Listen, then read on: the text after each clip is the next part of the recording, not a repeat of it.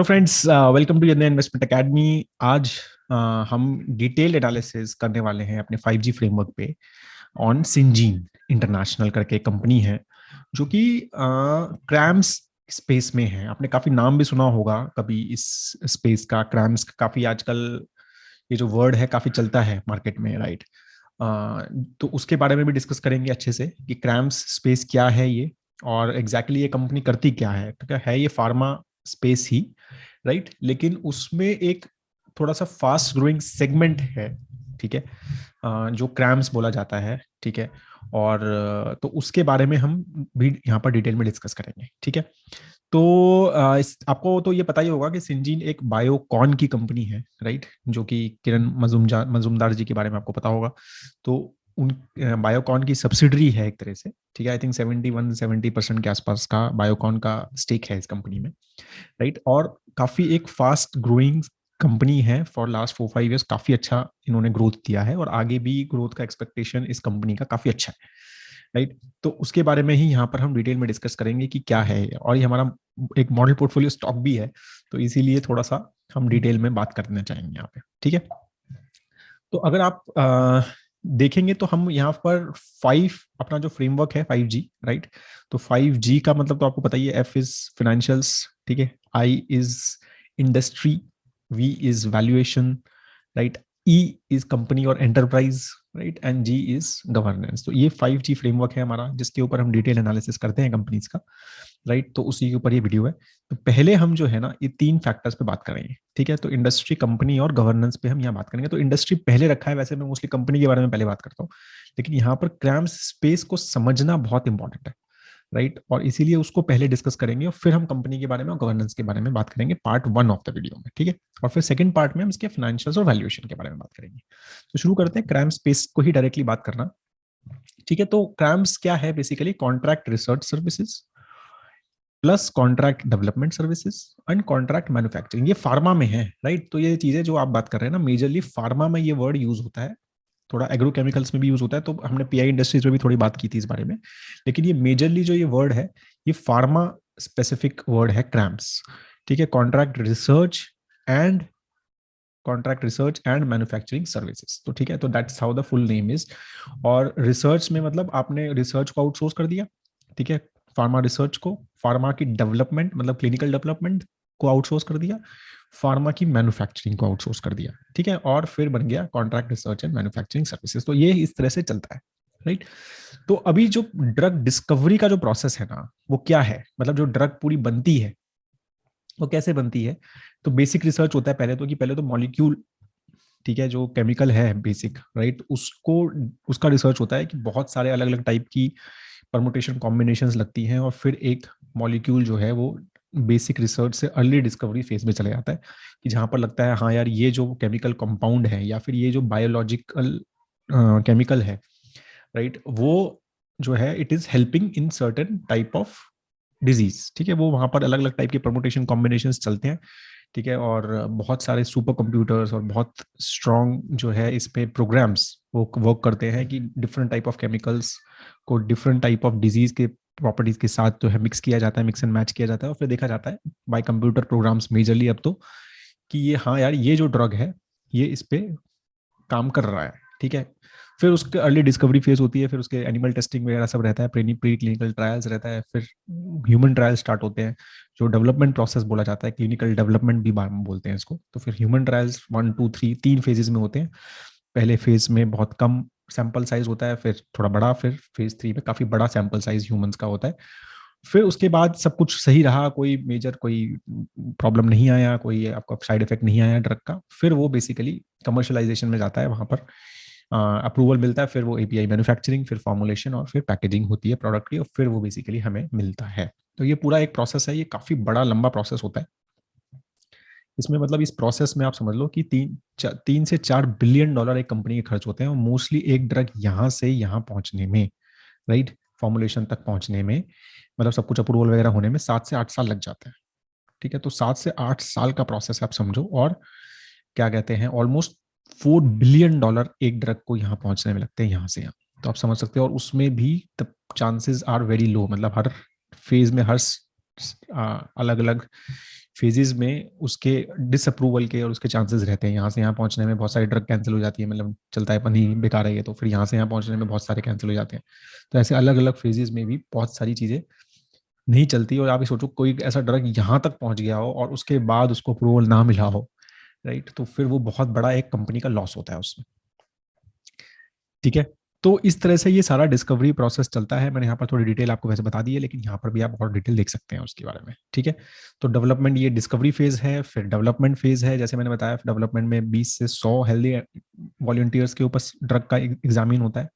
फिर 100 से 250 पेशेंट्स के ऊपर ड्रग की टेस्टिंग होती है। फिर 1000 से 5000 का सैंपल साइज के हिसाब से फेज 3 जब ट्रायल होता है उसके बाद ही वो ड्रग को अप्रूवल मिलता है। ठीक है, तो इस तरह से ये पूरा डेवलपमेंट, क्लिनिकल डेवलपमेंट प्रोसेस बोलते हैं, ये यहाँ पर काम होता है। ठीक है, फिर कमर्शियलाइजेशन में तो एपीआई मैन्युफैक्चरिंग, आपको पता ही है एपीआई मतलब main component of the drug. ठीक है, मतलब जैसे हम पैरासीटामोल ले रहे हैं तो पैरासीटामोल की गोली के अंदर बहुत सारी चीजें हैं। एक तो मेन पैरासीटामोल जो मॉलिक्यूल है वो है, उसके अलावा बहुत सारी और भी चीजें होती है जो फॉर्मुलेशन के अंडर आती है। तो जो मेन मॉलिक्यूल है ना पैरासीटामोल, वो बोलते हैं API, that is active pharma ingredient. ठीक है, तो उसकी मैन्युफैक्चरिंग अलग होती है और फिर बाकी सारी चीजें उसके चारों तरफ जो वाटर में सही से डिजोल्व करने के लिए हेल्प करती है, और बहुत सारी अलग अलग चीजें और होती हैं ड्रग के अंदर। तो वो पूरा फॉर्मुलेशन, मैन्युफैक्चरिंग, उसकी पैकेजिंग वगैरह सब फिर कमर्शियलाइजेशन में आता है। ठीक है, अब देखो 70% of the drugs move from phase 1 to phase three, 33 move from phase two phase 3, 25 to 30% move to, मतलब उसमें से सिर्फ 25% ही, 1 in 4 ड्रग्स फेज 3 में जो अप्रूवल हो जाते हैं उसके बाद ही वो कमर्शियलाइजेशन पे पहुंचते हैं। ठीक है, तो ये चीजें आप समझो कि ये बहुत ही गेम जो है ना, बहुत पैसे खर्च करने वाला गेम है और बहुत ही ज्यादा प्रोबेबिलिटी वाला गेम है, राइट। तो इसीलिए बहुत पैसा खर्च होता है। बहुत बड़ी बड़ी फार्मा और बायो फार्मा कंपनीज ही ये पूरा कंप्लीट प्रोसेस जो है खुद कर पाती है, छोटी छोटी कंपनीज कर ही नहीं पाती। इंडिया में एक्चुअली कोई भी शायद ऐसी कंपनी नहीं है जो ये पूरा जीरो से लेकर लास्ट तक प्रोसेस खुद कर पाती हो। ठीक है, आई थिंक अभी हमारी जो वैक्सीन आई थी कोवैक्सीन, तो I think that was the very first, may be, मतलब जितना मेरा नॉलेज है, that was the first drug जो हमने खुद बनाई। मतलब पूरा जो ये 3 मैंने बताया ना प्रोसेस, है पूरा खुद किया। ठीक है, तो शायद वो फर्स्ट ऐसा मॉलिक्यूल था जो हमने खुद सब कुछ, पेटेंट भी हमने किया उसका, फेज 1 फेज 2 फेज 3 ट्रायल्स भी हमने किए, सब कुछ हमने किया। तो एक हमारा फर्स्ट ऐसा ड्रग मान सकते हो। अदरवाइज इंडिया में इस टाइप की जो पूरी ये प्रोसेस है ये कोई भी कंपनी नहीं करती है। काफी ज्यादा जो है, अगर हम करते भी हैं तो फेज 1 फेज 2 तक पहुंचते हैं, उसके बाद हम दूसरी कंपनी को बेच देते हैं क्योंकि खर्चा बहुत बढ़ जाता है। और उसका क्या कहते हैं, बेनिफिट जो है वो, मतलब रिटर्न ऑन इन्वेस्टमेंट उतना ज्यादा दिखता नहीं है। ठीक है, तो क्रैम स्पेस कैसा, वो कैसे करता है, तो आपको समझाऊं तो डिस्कवरी जो है ना, डिस्कवरी फेज जब मैंने बताया कि जिसमें सबसे पहले ये होता है कि ड्रग जो है वो मॉलिक्यूल आइडेंटिफाई होता है एक तरह से। ठीक है ना, तो अभी क्या है, target identification, target validation, lead generation, lead optimisation, lead selection. तो ये सारा प्रोसेस होता है कि आप अलग अलग टाइप के ड्रग्स का, पर जैसे मैंने बोला टेस्टिंग होती है उस टाइम पे, lab based testing, computer based testing, program based testing होती है। तो ये क्लिनिकल रिसर्च ऑर्गेनाइजेशंस करती हैं। ठीक है, इनको सीआरओज बोलते हैं, जो ये रिसर्च करती हैं। आउटसोर्स होता है ये सारा काम, काफी ज्यादा इसमें से खुद भी करती है कंपनीज, तो फाइजर है, बड़ी बड़ी एस्ट्राजेनेका जैसी कंपनीज हैं, वो ये सब खुद भी करती हैं और काफी ज्यादा आजकल वो आउटसोर्स भी करने लग गई है। तो वो क्या करती हैं कि भाई ठीक है, एक क्लिनिकल रिसर्च कंपनी है जैसे सिंजीन है, तो उनको बोलेंगे कि चलो यार ये सब चीजें तुम करो। ठीक है, तुम्हारी जो जो मशीन्स हैं तुम्हारे पास हैं, तो वो कहेंगे हाँ हमारे पास ये मशीन्स हैं, ये कंप्यूटर्स हैं, ये प्रोग्राम्स हैं, हमारे पास ये साइंटिस्ट्स हैं। तो वो उनके बिहाफ पे ये सारी टेस्टिंग डिस्कवरी में करते हैं। ठीक है ना, तो वो बताएंगे कि आपको भाई ये टारगेट है हमारा, ये वाली डिजीज के लिए आपको आइडेंटिफाई करना है अलग अलग टाइप के मॉलिक्यूल्स, तो वो आप करो। तो वहाँ पे काफी ज्यादा प्रोग्राम बेस्ड और सॉफ्टवेयर बेस्ड प्रोडक्ट्स ये सारा काम होता है। ठीक है, और लैब बेस्ड भी होता है। तो उसमें काफी सारी एक हाई एंड मशीन्स लगती हैं, और तो उस पर जो है वो टेस्टिंग होती है। तो ये सारा काम जो है सीआरओ के अंडर आता है। ठीक है, फिर होता है डेवलपमेंट, राइट। अब यहाँ तक पहुंच गया, मॉलिक्यूल आइडेंटिफाई हो गया, उसके बाद एनिमल से testing, pre clinical testing, phase 1 phase 2 phase 3 testing होगी सारी। ठीक है, तो ये सारा काम होगा, उसमें साथ साथ थोड़ा बहुत ड्रग डेवलपमेंट, अभी फेज ये क्लिनिकल ट्रायल्स के लिए भी थोड़ी बहुत तो मैन्युफैक्चरिंग चाहिए ही, तो वो थोड़ी बहुत ड्रग डेवलपमेंट डेवलपमेंट भी यहाँ पर रहती है, राइट। तो इसमें एक कॉन्ट्रैक्ट डेवलपमेंट, ये भी सीआरओ के अंडर ही आता है, फ्रैंकली थोड़ा इसको भी सीआरओ ही बोलते हैं जो ये काम करते हैं। ठीक है, तो ये कॉन्ट्रैक्ट डेवलपमेंट में वैसे आता है, या फिर क्लिनिकल डेवलपमेंट में बोल सकते हैं आप। ठीक है, तो ये क्लिनिकल डेवलपमेंट का स्पेस है ये सारा। ठीक है, तो इसमें काफी सारी कंपनीज, अगेन अलग अलग टाइप का, अगर आप बहुत बहुत सारी आईटी कंपनी, मैं कॉग्निजेंट में था, कॉग्निजेंट बहुत काम करती थी इसमें, ठीक है, from the IT perspective, tech perspective, तो ट्रायल्स का ऑटोमेशन पूरा, राइट, उसका सारा डेटा मैनेजमेंट, तो वो सारा क्लिनिकल डेटा मैनेजमेंट वर्क, वो सब बहुत ज्यादा काम होता है, क्योंकि ट्रायल्स काफी बड़े स्केल पे होते हैं, 5-5, 10-10 हजार, 20-20 हजार लोग जो है ट्रायल्स में रहते हैं, स्पेशली फेज 2 फेज 3 में, तो उनका सही से डेटा मैनेज करना, ठीक है, और फिर सबमिट करना एफडीए वगैरह को, तो वो सारा चीजें ध्यान रखना बहुत जरूरी होता है, तो ये भी काफी बड़ा एक स्पेस है, बहुत पैसा खर्च होता है इसमें, राइट, और ये कंपनीज, काफी सारी कंपनीज ये काम करती है, सीआरओज भी करते हैं, और इसमें काफी सारी आईटी कंपनीज भी इन्वॉल्व रहती हैं, क्योंकि अगेन टेक बेस्ड बहुत वर्क होता है ये, राइट। फिर नेक्स्ट है क्लिनिक कॉन्ट्रैक्ट मैन्युफैक्चरिंग, ठीक है ना, उसके बाद ड्रग हो गया, फाइनल हो गया, उसका अप्रूवल मिल गया, फिर उसके बाद तो नॉर्मल मैन्युफैक्चरिंग ड्रग की, ठीक है, जो जैसे अगर हम डीवीज लैब वगैरह टाइप की कंपनीज देखें, राइट, तो वो एपीआई मैन्युफैक्चरिंग वगैरह वो सब करती हैं कि भाई कॉन्ट्रैक्ट मैन्युफैक्चरिंग है, आप मुझे बता दो कौन सा ड्रग मैन्युफैक्चर करना है, we will manufacture it in the, मतलब गुड मैन्युफैक्चरिंग प्रैक्टिसेस के अगेंस्ट एक सिस्टम होता है, वो प्लांट में होंगी मैन्युफैक्चरिंग, और वो ड्रग जो है वो कंपनी जिसका जिसका भी ये ड्रग ओन करता है उसके पास मिल जाएगा, तो वैसा होता है, तो ये इसको इस प्रोसेस को सीडीएमओ भी बोलते हैं, contract development and manufacturing organisation, तो ये सारा काम वो सब करती हैं, तो ये पूरा जो स्पेस है इसको पूरा आउटसोर्सिंग, ये हर जगह पे आउटसोर्सिंग होती है, डिस्कवरी में भी, डेवलपमेंट में भी, कमर्शलाइजेशन में, राइट, तो ये पूरे स्पेस को क्रैम स्पेस बोला जाता है, ठीक है। अब इसमें अलग अलग कंपनीज अलग अलग स्पेस में, जैसे मैंने बोला बहुत सारी आईटी कंपनीज स्पेस में रहती हैं, इसमें भी कुछ कुछ रहती हैं, राइट, और अगर हम डिवीज लैब जैसी कंपनी देखें तो वो मेजरली जो है वो इसमें और थोड़ा इसमें है, राइट, मेजरली बट इसमें है, राइट, और अगर हम जैसे हम सिंजीन की बात कर रहे हैं तो वो सब में है, ठीक है, तो that is what they differ themselves, कि भाई हम डिस्कवरी आउटसोर्सिंग भी करते हैं, हम डेवलपमेंट आउटसोर्सिंग भी करते हैं, और हम कमर्शलाइजेशन आउटसोर्सिंग भी करते हैं, तो बेसिकली पीआई इंडस्ट्रीज का आपने मेरा एनालिसिस देखा था ना, तो उसमें भी ऐसा ही था, वो एग्रो में था, एग्रीकल्चर मॉलिक्यूल्स केमिकल्स में ये काम करते थे, तो उसी तरह से सिंजीन जो है ये फार्मा केमिकल्स में ये काम करता है, राइट, तो दे से कि भाई हम ही आपको टारगेट ये सब करेंगे, अगर डेवलपमेंट में चला गया मॉलिक्यूल वो वाला, तो हम ही उसमें सारा आपको क्लिनिकल ये डेटा मैनेजमेंट या क्लिनिकल डेवलपमेंट मैनेजमेंट में हेल्प करेंगे आपको, ठीक है, तो वो भी सब करेंगे, उसके बाद हम कमर्शलाइजेशन में भी आपकी मैन्युफैक्चरिंग, एपीआई मैन्युफैक्चरिंग वगैरह में भी हेल्प करेंगे, तो मतलब हम यहाँ से आपके साथ रहेंगे एक पार्टनरशिप में, और एंड तक आपके साथ ही रहेंगे, ठीक है, तो दिस इज हाउ, मतलब Syngene is basically trying to portray themselves कि we want to come here, enter here with you, become a partner with you, ठीक है, बिग कंपनीज के साथ, जैसे एस्ट्राजेनेका हो गया, फाइजर हो गया, और we will work on that product till the end, ठीक है, तो इस तरह से they are planning to think, ठीक है। तो अभी क्रैम स्पेस जो है काफी बड़ी इंडस्ट्री हो गई है, मतलब ये जो स्पेस है इसमें काफी ज्यादा आउटसोर्सिंग चालू हो गई है, ठीक है, जैसे आईटी में हुई थी, राइट, 90s के एंड में, और तो इस तरह से आप ये समझ लो कि लास्ट 4-5 साल में ये स्पेस में काफी ज्यादा आउटसोर्सिंग स्टार्ट हो गई है, राइट, और इसमें अभी भी मतलब अमेरिका में ही सबसे ज्यादा रिसर्च होती है, तो वो ही वहीं पर सबसे ज्यादा अभी भी आउटसोर्सिंग हो रही है दूसरी कंपनीज को, फिर यूरोप में भी हो रही है, चाइना, एक पैक, और इंडिया जो है 6% का मार्केट शेयर है, अगर ओवरऑल क्रैम स्पेस में देखें, तो थोड़ा पुराना डेटा है but that's what it is, right. India का मार्केट साइज जो है वो एक्सपेक्टेड है कि $20 बिलियन का मार्केट साइज हो जाएगा 2-3 साल में, राइट, और उसमें फार्मा जो है 45% है, एग्रोकेमिकल्स इसमें सबसे बड़ी कंपनी जो करती है वो मैंने जैसे बताया था, जिसका एनालिसिस हमने किया है, पीआई इंडस्ट्रीज, ये क्रैम स्पेस में ही है, एग्रोकेमिकल्स में, फार्मा जो है वो 45% अभी है, जेनरिक मॉलिक्यूल में अभी ज्यादा काम होता है, और पेटेंटेड मॉलिक्यूल्स में 25%, तो पेटेंटेड में ऑब्वियसली थोड़ा सा ट्रस्ट इश्यूज जो है वो इंपॉर्टेंट है कि आप वो मीट करो, ठीक है ना।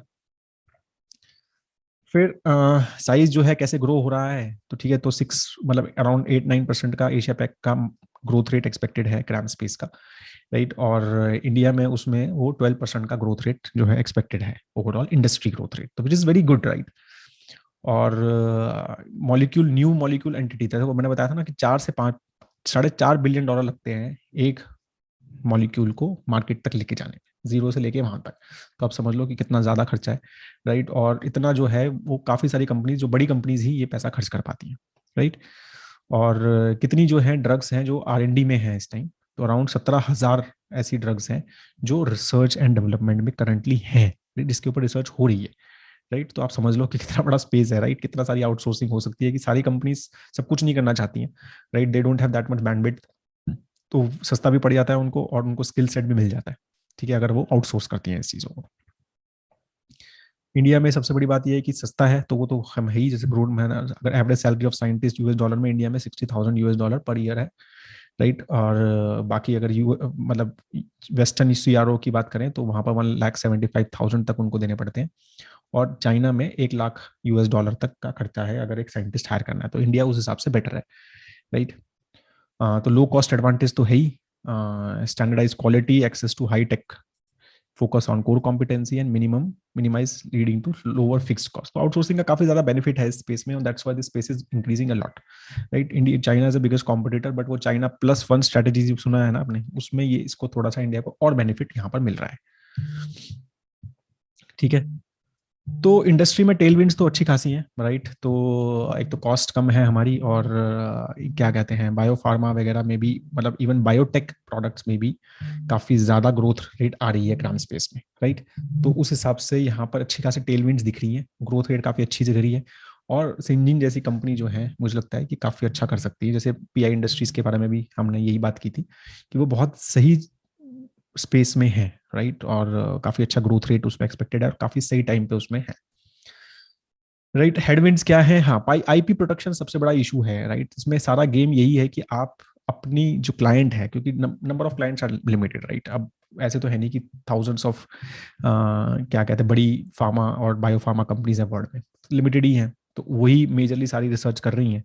तो आप उन्हीं के साथ पार्टनरशिप करना है, तो आपको ये ध्यान रखना है कि आप आईपी का प्रोटेक्ट करो उनकी, राइट। क्योंकि उनका जो ये डेटा है सारा जो आप उस पर रिसर्च कर रहे हैं, वो बहुत ही ज्यादा सिग्निफिकेंटली इंपॉर्टेंट डेटा है, राइट।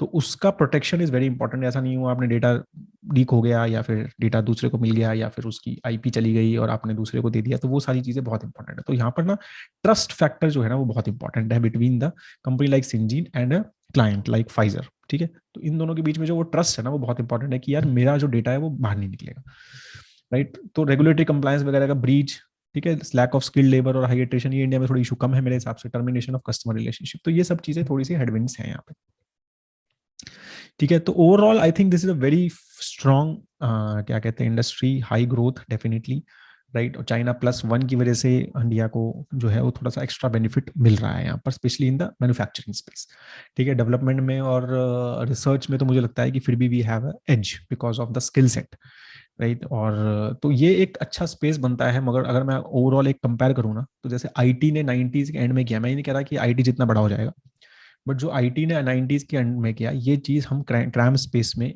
काफी बड़ी एक अपॉर्चुनिटी दिखती है मुझे, ठीक है, इन pharma and medical devices space, कि हम इसमें इंडिया जो है कैन डू वेरी वेल, ठीक है। और क्लियर एक एडवांटेज है यहाँ पर because of the skill set and because of the China plus one strategy and because of the low cost, ठीक है। तो वो क्लियर एक बिल्कुल क्लियर एडवांटेज यहाँ पर वो दिखता है, और मतलब एडवांटेज कंपनीज को है, और रिसर्च तो मतलब वर्ल्ड में बढ़ ही रही है, ठीक है। तो वो चीज यहाँ पर काफी एक अच्छा स्पेस दिखता है मुझे उस हिसाब से, ठीक है।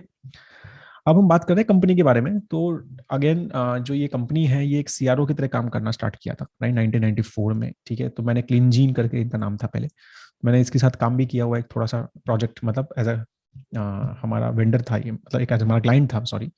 तो उनके साथ एक छोटा सा प्रोजेक्ट भी किया हुआ है। तो देवर है pure CRO, clinical research organisation, या मतलब क्लिनिकल डेवलपमेंट वगैरह में काम करते थे, ठीक है। तो उसमें ये सारी चीजें करते थे। 2012 में फिर इन्होंने एबट के साथ कोलैबोरेशन किया और अपना एक रिसर्च एंड डेवलपमेंट सेंटर बना लिया यहाँ पे, कि भाई हम जो है आपके रिसर्च एंड डेवलपमेंट एक पूरा सेंटर बना लिया, वहाँ पर साइंटिस्ट डाल दिए, एबट जो है उनको वो काम देता था, ठीक है। और ये जो है दे यूज टू मेक श्योर कि भाई प्रॉपरली सही अच्छे रिसोर्सेज वहाँ पर हैं, ठीक है। फिर ऐसे इन्होंने बैक्स्टर के साथ किया, कि इन्होंने फिर क्या सिस्टम किया कि R&D सेंटर्स ऐसे बनाने लग गए, ठीक है। वहां पर बहुत सारे साइंटिस्ट बिठा दिए, और companies like Baxter and Abbott को बोला कि भाई आपके पास जो भी रिसर्च का काम है जो आप आउटसोर्स कर सकते हो वो हमें दे दो, हम वो काम अच्छे से करेंगे, और हम अपने सामने सारे यहाँ पर अच्छे से इक्विपमेंट्स वगैरह भी सब यहाँ पर रख लिए हैं, और आप उस टाइप का काम हमें दे सकते हो। तो फिर then they started giving those work to them, ठीक है। तो ऐसे वो पूरा R&D सेंटर बन गया, और वो उसको पे करने लग गए एज ए एम्प्लॉइज को, जैसे आईटी में होता है FT की बेसिस पे, ठीक है। और उस तरह से वो काम चलने लग गया। तो that was the clean gene जो है वो इस तरह से सिंजीन बना, ठीक है, ये सब काम कर करके, ठीक है। फिर एमजन ने कोलैबोरेशन किया, फिर BMS जैसी कंपनी ने कोलैबोरेशन किया, राइट। तो फिर एक बड़ी बड़ी कंपनी है हर्बा लाइफ न्यूट्रिशन है, राइट। तो फिर ये इस तरह से ये काफी अच्छे बड़े प्लेयर जो है इस टाइप के R&D सेंटर्स इनके साथ बनाने लग गए, राइट। और तो मतलब एक तरह से अपना R&D सेंटर उन्होंने एक आउटसोर्स कर दिया, कुछ एक part of the R&D centre to the companies like Syngene, ठीक है। तो दिस तरह से they became more of a complete CRAMS organisation, ठीक है, तो ये कंपनी स्ट्रक्चर है अभी, जैसे मैंने बताया बायोकॉन का 70% स्टेक है ऑलमोस्ट, राइट। कैसे काम करते हैं, तो R&D लैब है डेडिकेटेड। तो मैंने जैसे बोला कि पूरा R&D लैब जैसे बैक्स्टर का है या एमजन का है, तो पूरा एक R&D लैब है, उसमें आप सारे कोई भी कुछ भी काम उनको दे सकते हो एम्प्लॉयज को, राइट। और मतलब रिसर्च का, and they do those work, ठीक है, एज ए प्रोजेक्ट, और फिर वो उनको करते हैं मतलब रिपोर्ट। तो इस तरह से होता है। FT बेस्ड है कि भाई आप एम्प्लॉयज ही दे दो उनको, जैसे IT में होता है FT बेस्ड वर्क, राइट, कि भाई मेरे को 2 साइंटिस्ट चाहिए और ये काम करवाना है, तो they will provide those 2 scientist, और वो पर आर के बेसिस पे उसकी वो रहेगी, ठीक है। वैसे कोलैबोरेशन प्रोजेक्ट बेस्ड रहेगा, राइट, कि भाई ये पर्टिकुलर स्कोप है ये प्रोजेक्ट का, ठीक है, तो उसमें हम ये प्रोजेक्ट कंप्लीट करो तो पैसे लो, तो उस टाइप से। आउटकम बेस्ड मॉडल, भाई इसका ये काम करो, अगर इसका आउटकम ऐसा आया एक्सपेक्टेड से, तो फिर आप हमें पार्टनरशिप मिले। वो सब मॉडल पे, रिस्क रिवार्ड मॉडल पे काम करते हैं, राइट। तो ये इस तरह के डिफरेंट अलग अलग टाइप के मॉडल्स पे काम होता है। उसमें R&D, डेडिकेटेड R&D जो है इनका शायद सबसे बड़ा ग्रोथ बिजनेस है फ्रॉम द सिंजीन परस्पेक्टिव, ठीक है। तो इस तरह से ये काम यहाँ पर रहता है। तो क्रैम्स मॉडल, रेवेन्यू मॉडल क्या है, कि भाई डिस्कवरी में अर्ली से रिसर्च करते हैं, टारगेट आइडेंटिफिकेशन करते हैं, सिंजीन डेवलपमेंट करते हैं, activities pre clinical trial, clinical trials में उनके हेल्प करते हैं, उनको सपोर्ट करते हैं, हर टाइप का सपोर्ट कर सकते हैं, डेटा मैनेजमेंट में भी सपोर्ट कर सकते हैं, राइट, या फिर even identifying the right subjects, right, in India specially, तो वो भी सब कर सकते हैं वहाँ पर पार्टनरशिप्स में, राइट। तो काफ़ी सारे इस टाइप के ये काम यहाँ पर बेनिफिट हेल्प करते हैं। फिर manufacturing small and large molecules, right. तो स्मॉल एंड लार्ज मॉलिक्यूल मतलब स्मॉल मतलब जो जेनरिक मॉलिक्यूल्स रहते हैं, जेनरिक इन द सेंस कि जैसे पैरासीटामोल टाइप की जो जो एक हाई बड़े उसको ठीक करती है, बहुत सारे मतलब हमारी प्रॉब्लम्स को, डिजीज को ठीक करती है, जो मतलब उस हिसाब से होते हैं। और लार्ज मॉलिक्यूल्स होते हैं जो बहुत ही स्पेसिफिक, जैसे कैंसर का, और या फिर बहुत ही स्पेसिफिक कॉम्प्लेक्स मॉलिक्यूल्स होते हैं, राइट। तो उसका मैन्युफैक्चरिंग, क्लिनिकल डेवलपमेंट, जब क्लिनिकल ट्रायल्स चल रहे होंगे उस टाइम पे भी बहुत ही थोड़ी थोड़ी सी लेवल पे मैन्युफैक्चरिंग करनी पड़ती है, कस्टम सिंथेसिस बोलते हैं उसको, राइट। तो वो भी सब वहाँ पर, ठीक है। फिर डेडिकेटेड सर्विसेज, ठीक है, these centres are dedicated research houses build according to client. Client बोलता है भाई ये इतने लोग चाहिए मुझे, ये काम करवाना है मुझे, तो ये मुझे पूरा डेडिकेटेड सेंटर अलग से दे दो, यहाँ पर मेरी मशीन रख दो, सब कुछ कर दो, तो वो उस हिसाब से वो भी करते हैं, ठीक है। तो इस तरह से ये पूरा काम रहता है यहाँ पे। तो अभी रेवेन्यू जो है अगर देखें हम लेटेस्ट, राइट, तो ऑब्वियसली यूएस में सबसे ज्यादा रिसर्च होती है, ये पता ही है, फार्मा और मेडिकल स्पेस में तो बहुत ही ज्यादा यूएस ही सबसे बड़ा प्लेयर है।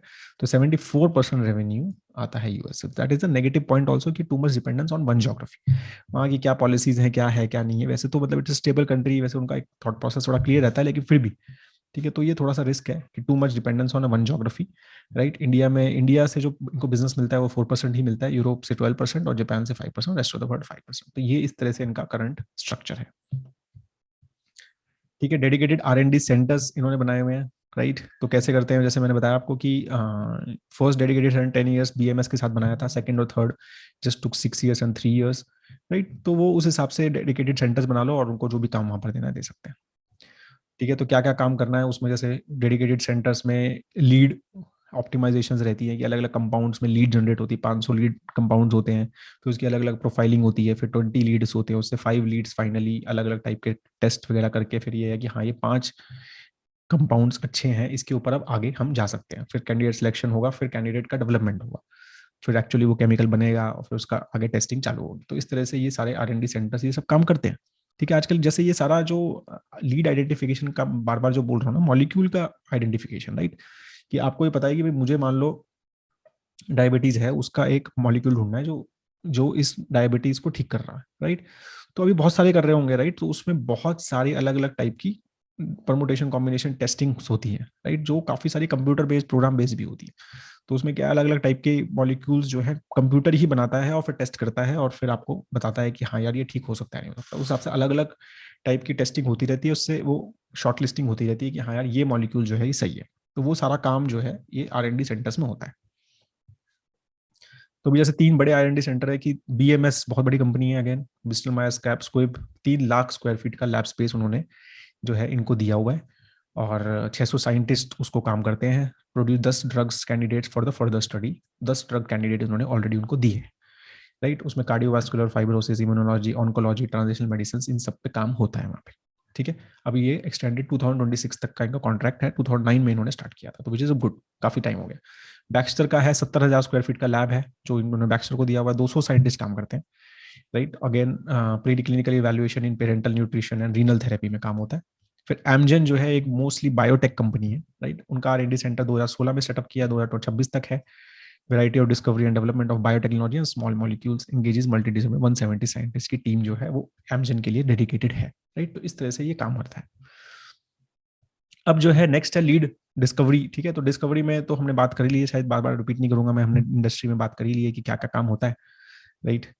जो है डिस्कवरी सर्विसेज क्या क्या दे रहे हैं, रिसर्च सेंटर बैंगलोर में है, एक हैदराबाद में है सिंजीन का, राइट, जो डिस्कवरी सर्विसेज के लिए डेडिकेटेड है, राइट। तो उसमें अलग अलग बायो इन्फॉर्मेटिक्स कंपनी भी इन्होंने एक्वायर की थी एक, जो डेटा मैनेजमेंट वगैरह में हेल्प करती है, ठीक है। सर्विसेज टीम भी इन्होंने स्ट्रॉन्ग बनाई है अपनी, ठीक है। और dear field management company for 5 years early stage therapeutics वगैरह में वहां पर इन्होंने टाइप भी किया हुआ है एक डियर फील्ड मैनेजमेंट कंपनी के साथ, राइट। तो मतलब इन्होंने एक अलग से खुद भी लैब्स बनाए हुए हैं जो अपने खुद के हैं, उसमें ये अलग अलग टाइप के अलग अलग कंपनीज के लिए प्रोजेक्ट बेस्ड या अलग अलग टाइप का काम करते हैं, जो हमने देखा था ना कि आउटकम बेस्ड या प्रोजेक्ट बेस्ड या FT बेस्ड, ठीक है। तो वो उस टाइप का काम वहां पर होता है। फिर डेवलपमेंट सर्विसेज अगेन, राइट। तो ये क्लिनिकल डेवलपमेंट सर्विसेज है, राइट। इसमें process of manufacturing of molecules for clinical supplies, regulatory batches and initial commercialisation का काम वहां पर रहता है, ठीक है। ड्रग का जो है डेवलपमेंट, ड्रग प्रोडक्ट डेवलपमेंट और allied services, stability testing, viral testing, bioanalytical, तो उस टाइम क्लिनिकल डेवलपमेंट में जो भी टाइप के अलग अलग टेस्टिंग होती है वो सारी भी यहाँ पर चलती रहती हैं, जो ये काम करते हैं। फिर मैन्युफैक्चरिंग सर्विसेज है, राइट। तो वो तो नॉर्मल मैन्युफैक्चरिंग है, ठीक है। तो मैन्युफैक्चरिंग सर्विसेज में इनके पास एक API प्लांट है बैंगलोर में, जो इन्होंने अभी रिसेंटली सेटअप किया है, ताकि वहां पर मैन्युफैक्चरिंग जो भी है एक डिमांड बेस पे मैन्युफैक्चरिंग हो सके, राइट। मतलब इस तरह से काम स्टार्ट किया है कि ऐसा नहीं है कि भाई बड़ा ही बैच बनेगा, बड़ा ही APIs बनेंगे, ठीक है। मतलब क्योंकि क्लिनिकल डेवलपमेंट में बहुत ही थोड़ा सा कभी ड्रग्स चाहिए होते हैं, भाई मेरे को सिर्फ 2 किलो चाहिए अभी, राइट, उसमें ही क्लिनिकल डेवलपमेंट हो जाएगा। तो उस तरह से उस छोटे लेवल पे भी इन्होंने काम किया है। फिर बायोलॉजिकल्स के लिए भी अलग से एक मैन्युफैक्चरिंग सेटअप की है बैंगलोर में, ठीक है। अर्ली स्टेज, लेट स्टेज, तो बायोलॉजिकल प्रोसेस आपको पता ही, मैंने एक अभी वीडियो भी बनाया था, बायोटेक वर्सेस फार्मा, राइट। तो बायोटेक्स बायोलॉजिकल जो प्रोडक्ट होते हैं वो लाइव, मतलब मतलब आई वुड से कि लाइव ऑर्गेनिजम्स होते हैं जिससे हम ठीक होते हैं, ठीक है। और जो फार्मा प्रोडक्ट होते हैं वो केमिकल्स होते हैं, ठीक है। तो ये डिफरेंट होता है। तो बायोलॉजिक्स को मैनेजमेंट और बायोलॉजिक्स का जो स्टडी होते हैं और बायोलॉजिक्स के जो क्लिनिकल ट्रायल्स होते हैं और इवन बायोसिमिलर्स वगैरह का जो काम है वो बहुत अलग होता है as compare to the chemical, normal chemical work, right. तो उसके लिए थोड़ी सी मैन्युफैक्चरिंग और उनका थॉट प्रोसेस काफी डिफरेंट रहता है, तो इसलिए उसके लिए भी इन्होंने एक मैन्युफैक्चरिंग प्लांट सेटअप किया हुआ है। रिसर्च में इंफॉर्मेटिक्स, राइट, रिसर्च इंफॉर्मेटिक्स में भी काफी ज्यादा काम है आजकल, राइट। तो उसमें आर्टिफिशियल इंटेलिजेंस एंड बहुत सारे टाइप के आई वुड से कि IT टाइप के टेक सॉल्यूशंस लगते हैं to check on various research का जो डेटा है उसको एनालिसिस करने के लिए, राइट। तो उसके ऊपर भी काफी काम होता है आजकल, ठीक है ना। तो ओवरऑल इन्होंने जो जिस तरह से जो सिंजीन जो है, how they basically give their data is, मतलब रेवेन्यू इज, दे से कि हमारा जो डेडिकेटेड R&D सेंटर्स है, जो हमने बात की बैक्स्टर की, एमजन की, ठीक है, और BMS की, तो उससे रेवेन्यू कितना आ रहा है, तो अगर आप देखोगे तो 33% का रेवेन्यू तो है वो वहां से आता है, जो डेडिकेटेड R&D सेंटर्स। आप उसमें कुछ भी काम करवाओ, राइट, उसमें डिस्कवरी सर्विस करवाओ, डेवलपमेंट करवाओ, कुछ भी, मतलब डिस्कवरी ही होगा मेजरली, बट डेवलपमेंट भी कराना तो वो करा सकते हैं, तो उनके ऊपर है, वो उनका R&D सेंटर है वो, ठीक है। फिर डिस्कवरी सर्विसेज अलग से उसका भी स्टेक बढ़ रहा है, तो डिस्कवरी सर्विसेज अलग से, जैसे हमने बात की, तो इन्होंने कुछ लैब्स खुद खोल रखे हैं, राइट। तो वहां पर वो FT बेस्ड और जो भी आउटकम बेस्ड कोई भी एक प्रोजेक्ट बेस्ड जो है वो काम करते हैं कि भाई आपको कोई पर्टिकुलर मॉलिक्यूल के ऊपर डिस्कवरी का कोई प्रोडक्ट या कुछ काम करवाना है तो वो हमसे करवा लो, ठीक है। तो ये अगेन आउटसोर्स सर्विसेज है, तो ये 33% रेवेन्यू अब यहाँ से आ रहा है। और फिर डेवलपमेंट और मैन्युफैक्चरिंग, ठीक है ना, तो जो क्लिनिकल डेवलपमेंट और मैन्युफैक्चरिंग जो है ये थोड़ा कम हो रहा है, तो focus clearly discovery side of the business पे बढ़ रहा है, ठीक है। वहां पर ज्यादा रेवेन्यू बढ़ रहा है, और जो manufacturing side of the business है या फिर clinical development side of the business है वो धीरे धीरे उसका एलोकेशन कम हो रहा है, राइट। तो which is a good thing मेरे ख्याल से, क्योंकि this space is the future space according to me, और यहाँ पर कॉम्पिटिशन बहुत ज्यादा है इस स्पेस में, राइट। इस स्पेस में competition will be always less because this is more skill based work, ठीक है। यहाँ पर ये PhDs डॉक्टर्स ही काम कर सकते हैं। ये जो काम है यहाँ पर it is more generic work, ठीक है ना, यहाँ पर वो सारी चीजें मतलब चाहिए यहाँ पर भी, लेकिन उतना ज्यादा नहीं चाहिए। तो ये जो है मुझे लगता है कि अगर ये रेवेन्यू बढ़ रहा है तो which is a good sign, ठीक है। तो because I think this is higher margin business also and it is more skill based business also, ठीक है। तो this is which is a good thing. तो ये बहुत पॉजिटिव साइन लगा मुझे इस कंपनी का कि ये चीज बढ़ रही है, डिस्कवरी सर्विस और डेडिकेटेड R&D सेंटर का रेवेन्यू बढ़ रहा है। और वो भी अच्छा स्पेस है, it gives a full value chain also. तो कंपनी जो आ रही होगी उसको पूरा पता है कि भाई डिस्कवरी भी कर रहे हैं, डेवलपमेंट भी कर रहे हैं, मैन्युफैक्चरिंग भी कर रहे हैं, तो उस हिसाब से they also have a presence है, ठीक है। तो that's a good thing. Client base consistently आप देखो बहुत बढ़ रहा है, राइट। 400 क्लाइंट हैंगे FY21 के हिसाब से, ठीक है, तो विच इज वेरी गुड, ठीक है। तो वो एक क्लियरली पता चलता है कि एक क्लाइंट पे डिपेंडेंस भी कम हो रही होगी और क्लाइंट बेस बढ़ रहा है, तो छोटे छोटे क्लाइंट्स भी अगर आ रहे हैं तो दे आर मतलब getting interested in this kind of service, तो which is very good sign again, ठीक है। तो वॉल्यूम जैसे बोलते हैं ना, वॉल्यूम बढ़ रहा है, वो बहुत अच्छा है। साइंटिस्ट अगर नंबर ऑफ एम्प्लॉयज जो हैं वो बढ़ रहे हैं, अराउंड 5400 एम्प्लॉयज है इनके लास्ट ईयर इनके, राइट। और उसमें से 4700 जो है वो साइंटिस्ट है, तो which is again clearly shows की मेन जो कोर एसेट है वो साइंटिस्ट, जो number of people, right. IT में जैसे मैं हमेशा एग्जांपल वाले में दिया, आईटी में सबसे बड़ा कोर एसेट क्या है, एम्प्लॉइज, राइट। उसी तरह से क्रैम स्पेस में भी सबसे बड़ा जो एसेट है वो आपके एम्प्लॉयज ही हैं और आपके डॉक्टर्स या साइंटिस्ट हैं जो इस सब डिस्कवरी सर्विसेज R&D सर्विसेज वगैरह में कर रहे हैं काम, राइट। तो 4700 इनके पास साइंटिस्ट करंटली कंपनी के पास हैं, और आप देखो 500 इन्होंने किए लास्ट हायर। तो कंसिस्टेंटली एक अच्छा खासा फास्ट ग्रोथ ऑफ एम्प्लॉइज है, which is also very good, ठीक है। क्लाइंट अक्रॉस इंडस्ट्रीज भी है, राइट। तो ऐसा नहीं है कि सिर्फ फार्मा में ही है। तो अगर ये देखोगे तो आप BMS, GSK, ये सब मेजरली फार्मा कंपनीज हैं, Johnson and Johnson, AbbVie, Merck, ठीक है। एमजन एक थोड़ी बायोटेक कंपनी है, ठीक है। इमर्जिंग बायोफार्मा एक छोटी छोटी बायोफार्मा कंपनीज है जो US में और यूरोप में क्रिएट बन रही है। नहीं, बायोफार्मा एक बायोटेक बहुत बड़ा नया एरिया है जिसमें बहुत सारे स्टार्टअप्स और बहुत छोटी कंपनीज भी काम कर रहे हैं, ठीक है। तो वो भी इनके क्लाइंट्स हैं। फिर एनिमल हेल्थ में भी दे आर प्रेजेंट, तो मर्क, बायर बायर बहुत बड़ा प्लेयर है animal health, Bayer animal health, Zoetis, ठीक है। तो ये भी काम कर रहे हैं। एग्रो केमिकल्स में भी देयर वर्क इज देयर।